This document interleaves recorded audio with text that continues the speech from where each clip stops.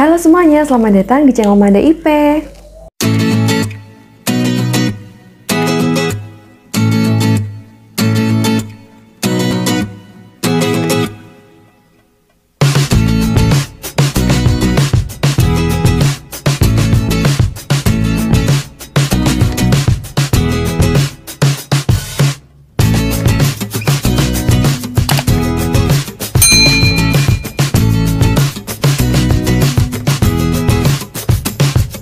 Assalamualaikum, kembali lagi dengan saya Mahda. Dan di video kali ini saya mau bercerita dan memberikan tips tentang melahirkan normal dengan nyaman dan minim trauma, khususnya untuk para pejuang LDR, di mana kita harus benar-benar sudah siap untuk melahirkan dengan tenang dan tetap fokus walaupun tanpa didampingi suami. Tapi sebelumnya saya mohon maaf apabila nanti saya ada kata-kata yang salah atau kata-kata yang kurang, karena di sini saya bukan dokter, bukan bidan, bukan perawat, bukan di ahli kesehatan, dan di sini saya cuma ibu rumah tangga biasa yang ingin berbagi cerita dan memberikan tips-tips sesuai dengan apa yang pernah saya alami. Jadi nanti kalau misalnya ada kata-kata yang kurang, nanti bisa ditambahkan atau dikoreksi di kolom komentar, atau bisa juga menambahkan pengalaman kalian di kolom komentar juga. Nah, sebenarnya proses melahirkan itu tidak seperti yang sinetron-sinetron yang ada di TV yang penuh dengan drama, penuh dengan teriakan-teriakan gitu. Kita harus bisa mempersiapkan fisik dan mental dulu sebelum hamil. Karena mempunyai anak itu kan tanggung jawabnya tuh sangat besar dan ini seumur hidup gitu. Tanggungannya tuh dunia dan akhirat gitu. Pokoknya apa aja bisa kita lakukan sesuai dengan kemampuan kita. Yang pasti kegiatan fisik ini bisa membantu kita dalam proses persalinan. Selama kita melalui proses kehamilan, semakin lama mental kita akan semakin terbentuk gitu loh. Jadinya nggak akan ada ketakutan lagi buat bayang-bayang melahirkan itu adalah hal yang menyeramkan gitu.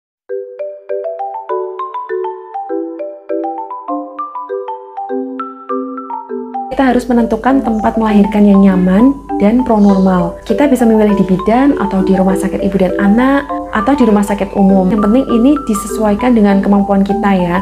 Dan yang pasti saya di sini memilih tempat yang nyaman, yaitu dengan tenaga kesehatan seperti bidan, perawat atau dokter itu yang sabar dan ramah.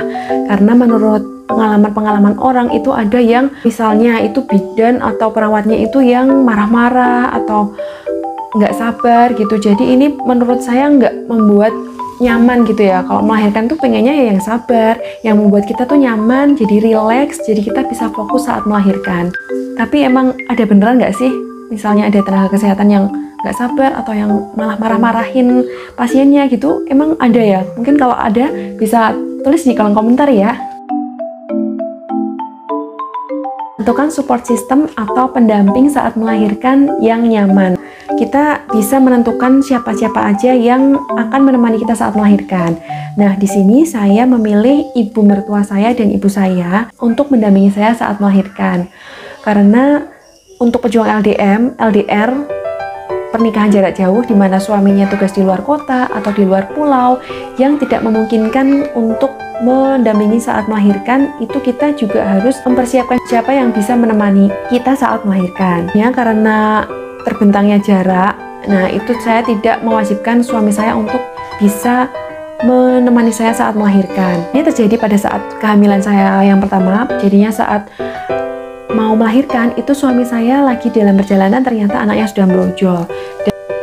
Jadi itu intinya itu kita jangan sampai enten-entenan gitu loh, enten-entenan. Jangan sampai kita mikir tuh bentar dong dek nunggu dulu kalau ayah udah dateng baru lahir gitu, jangan. Jadinya biar si bayinya aja yang menentukan kapan dia lahir, kapan dia mau keluar. Jadinya nggak usah enten-entenan dengan enten-entenan tuh tunggu-tungguan dengan ayahnya gitu. Berbeda dengan kelahiran yang kedua, karena kelahiran yang pertama tidak ditemani, saya berharap kelahiran yang kedua ini saya bisa ditemani dengan suami.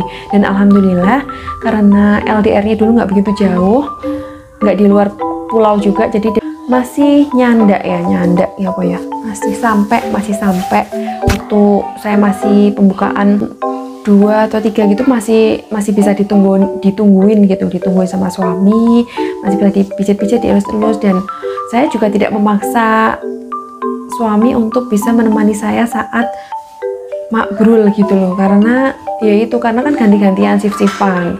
Dan dilalah waktu lahir itu saya pas ditemani sama ibu-ibu saya, karena saya juga tahu tidak semua lelaki itu berani sama darah ya. Mungkin buat ibu-ibu semuanya nggak perlu memaksa jika memang suaminya itu takut darah, atau lebih tepatnya sih lebih ke nggak tega ya sama istrinya. Pokoknya kita harus tetap fokus, tetap tenang dengan pendamping kita yang nyaman. Ya, suami itu memang harus siaga ya, siap antar jaga, temani melahirkan, tapi tidak harus dipaksakan untuk menjadi pendamping melahirkan. Disesuaikan dengan keadaan kita, keadaan suami, dengan misalnya LDR atau enggak. Meminta restu dan meminta maaf kepada kedua orang tua. Jadi walaupun kita sudah menikah, tanggung jawab kita sudah ada di suami, bukan berarti kita tidak meminta restu kepada orang tua lagi ya. Karena selama orang tua kita masih ada, doa itu akan selalu mengalir gitu loh untuk anaknya.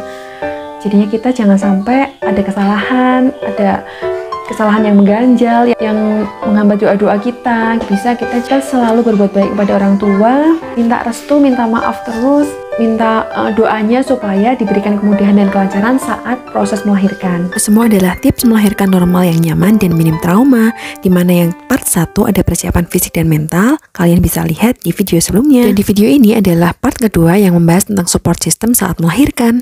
Nah, untuk part 3-nya ada di video selanjutnya, yaitu menikmati gelombang cinta dengan senyuman. Tonton terus ya. Jangan lupa di like, comment, share, dan subscribe ke channel Kumah DIP, supaya saya bisa lebih semangat lagi buat bikin video-video lainnya yang lebih menarik dan bermanfaat. Dadah, wassalamualaikum warahmatullahi wabarakatuh.